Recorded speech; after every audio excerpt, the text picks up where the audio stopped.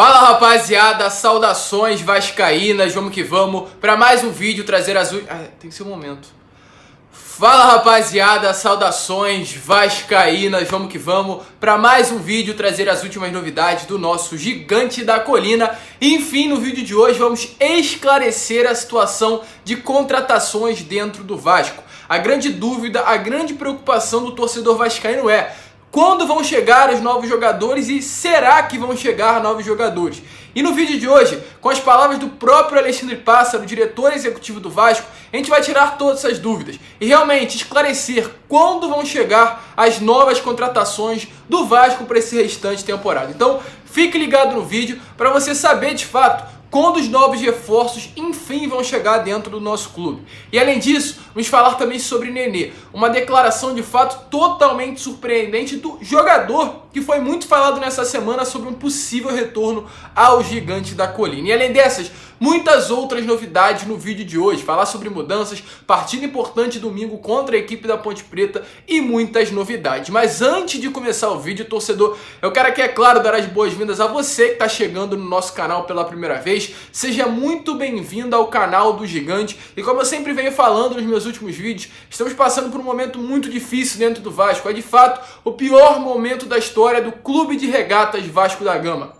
E acredito que nenhum torcedor está satisfeito com o que vem acontecendo dentro do Vasco, com essa atual diretoria. Então, de fato, para que a gente venha demonstrar isso, que não estamos satisfeitos e mostrar a força da nossa torcida, a gente precisa muito da sua inscrição. Então, se você ainda não é inscrito nesse canal e também não está satisfeito com tudo que está acontecendo dentro do Vasco, se inscreva. A sua inscrição é importantíssima para que a gente venha ter cada vez mais voz aqui dentro dessa plataforma. Então, se inscreva no canal, deixe aí também o seu like, mas principalmente o seu comentário sobre o que você vem achando desse atual momento do gigante da colina, tranquilo? Mas vamos lá, né? Sem muita enrolação, vamos logo trazer as últimas notícias, as últimas novidades do Vasco da Gama e começar falando logo sobre contratações. Esclarecer essa dúvida, nós torcedores vascaínos estamos de fato muito preocupados. Foi prometido, né, reforços, foi prometido novas contratações e nós sabemos que com esse atual elenco o Vasco não vai subir a Série A. Se subir, será com muitas dificuldades. É um elenco muito limitado, cercado de jogadores jovens, imaturos.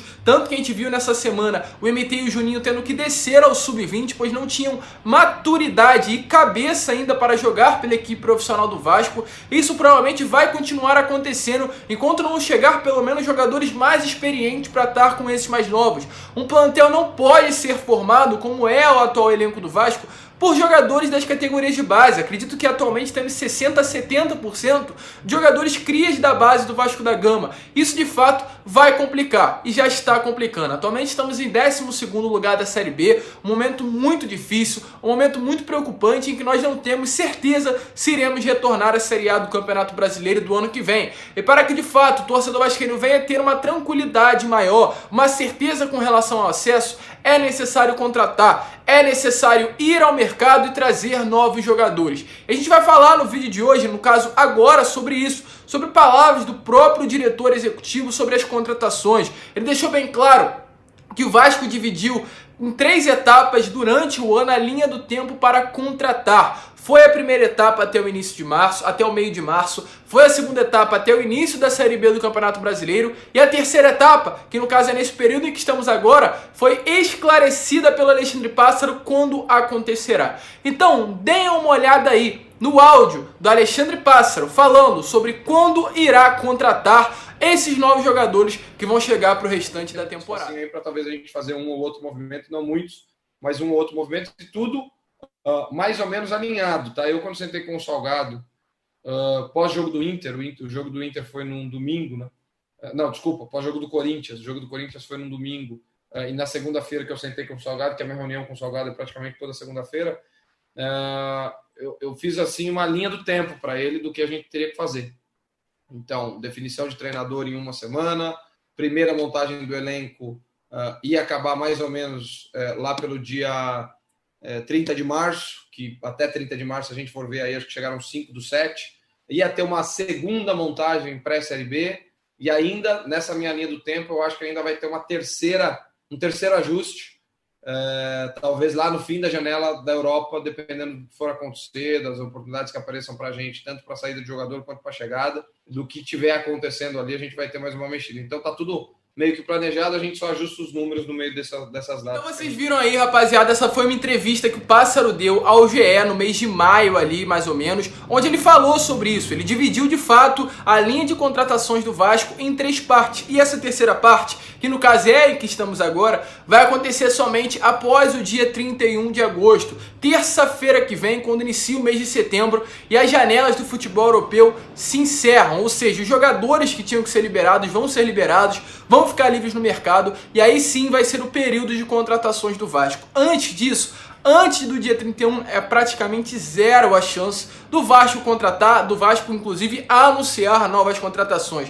Isso é preocupante demais. A gente sabe que o Vasco clama por urgência, o Vasco tem que contratar com urgência, mas isso infelizmente não vai acontecer porque foi o projeto traçado pela diretoria desde o início desse ano. Eu não estou falando que isso é certo, na minha opinião é muito errado, mas é o que vai acontecer. Reforços, pessoal, não se iludam, só vai acontecer e se acontecer no dia 1º de setembro, somente nessa próxima quarta-feira. Então, vamos esperar, quando tivermos novidades a gente traz para vocês. Infelizmente é duro sim trazer essa notícia, mas a gente estudou, a gente foi a fundo para saber quando iriam chegar essas contratações. E elas, volto a repetir, só vão chegar e se chegarem na quarta-feira, início do mês de setembro. Mas vamos seguir, vamos logo trazer as últimas notícias, principalmente relacionadas ao que aconteceu ontem lá no CT Moacir Barbosa, o CT do Vasco da Gama, é claro.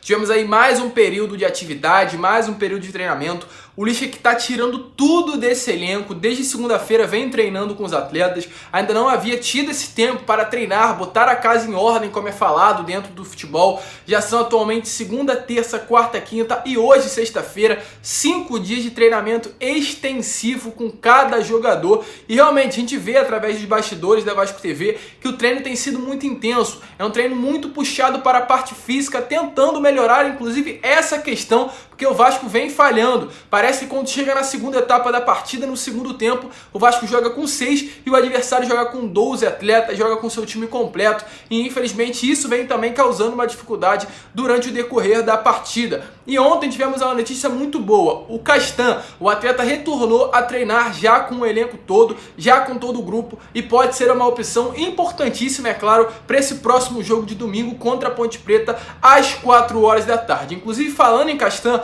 ontem tivemos notícias exclusivas para você que 3 jogadores do elenco foram conversar com o Lisca de maneira separada. O Lisca chamou os 3 para conversar numa conversa individual com cada um. No caso é o Castan, o Germancano e o Rômulo. 3 jogadores que são considerados os líderes do elenco para tanto para o Lisca quanto para os jogadores ali do elenco Cruz Maltino. Esses são os líderes. E o Lisca chegou para conversar com eles ontem e, segundo notícias, o Lisca falou que confia muito neles e pediu ajuda para motivar esse elenco para fazer com que juntos consigam colocar o Vasco novamente na Série A do Campeonato Brasileiro. E após essa conversa, o Jorge Salgado também esteve presente, participou ali do final dessa conversa entre os 3 jogadores e o treinador. E com relação à mudança, pode sim acontecer para esse jogo de domingo mudanças importantes nesse elenco Cruz Maltino.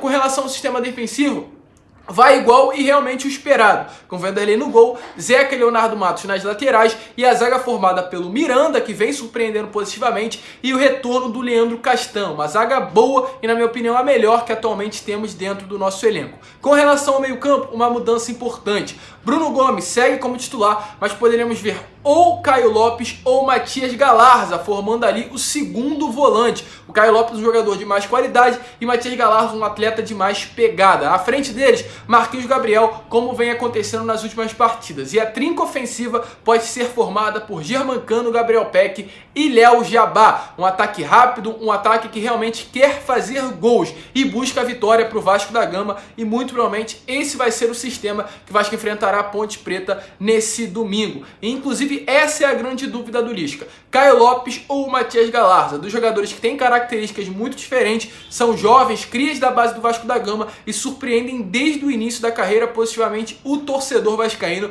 Inclusive, o próprio Caio Lopes sempre foi destaque nas categorias de base. E com relação aí ao que aconteceu essa semana, né? O Vasco deve ir sim dessa maneira.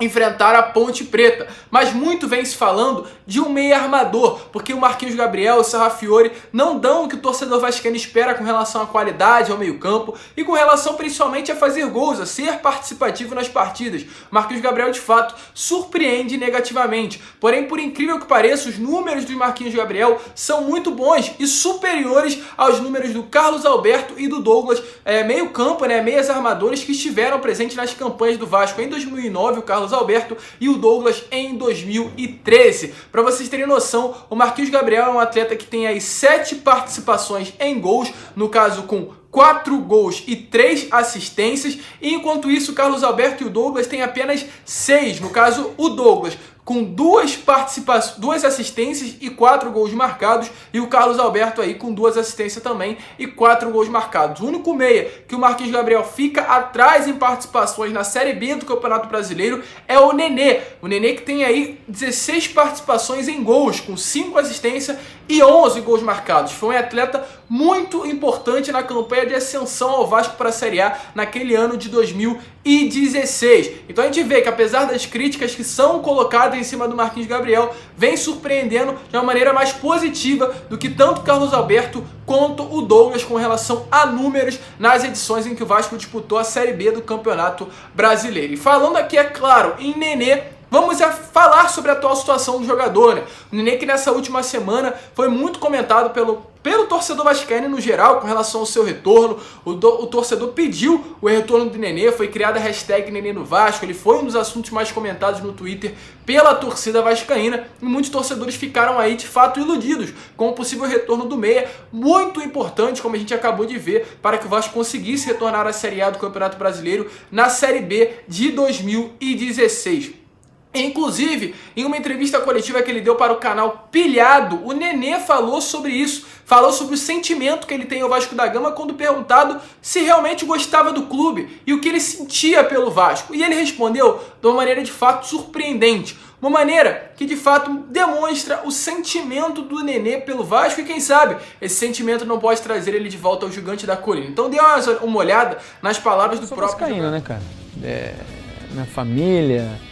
Cara, porque é uma coisa assim, a paixão do torcedor é uma coisa inacreditável, assim, né? Eles são muito apaixonados, então... Hoje eu posso dizer que eu sou vascaíno, com certeza, tipo, não tem... Eu era São Paulino, né, quando de criança, sempre fui torcedor do São Paulo. Claro que você começa a jogar, você não torce mais, mas hoje eu posso dizer que eu sou vascaíno, tipo, não tem como... Até se claro, não vou ficar no Vasco para sempre, né?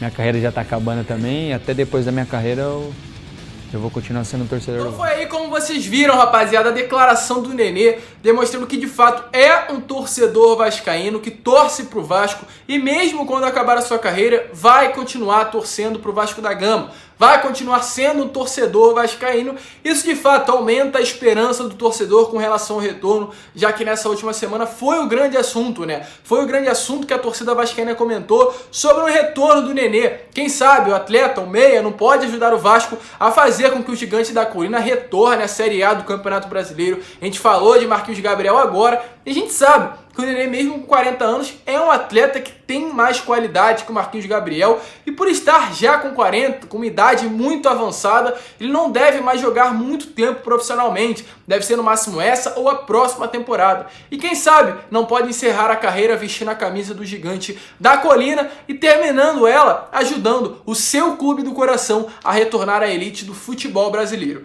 O empresário dele deixou bem claro que até o momento de fato não tem nada, não existem conversas entre o Vasco e o jogador e também, é claro, o Fluminense, que é o seu atual clube. Mas vamos esperar, o futebol acontece de uma maneira muito rápida e quem sabe não poderemos ver o Nenê retornando ao Gigante da Colina. Deixe aí a sua opinião, o que você acha sobre o retorno do atleta. Seria bom pro Vasco? Coloque aqui nos comentários, eu faço questão de responder a cada um de vocês. O grande assunto da semana, hashtag Nenê no Vasco. Mas esse foi o vídeo, torcedor. Se você, é claro, gostou do vídeo, gostou do conteúdo do canal, se inscreva. A sua inscrição é importantíssima para o nosso crescimento. Então corre aqui embaixo, se inscreva, ativem o seu sininho de notificação para que todos os vídeos que eu enviar possam chegar até você. Também deixe o seu seu like, mas principalmente seu comentário sobre o que você acha sobre o retorno do Nenê, sobre a atitude do Pássaro com relação às contratações e tudo o que aconteceu nesse vídeo de hoje. Um grande abraço a todos, vamos que vamos, fiquem com Deus e, é claro, como eu sempre falo no canal, saudações vascaínas!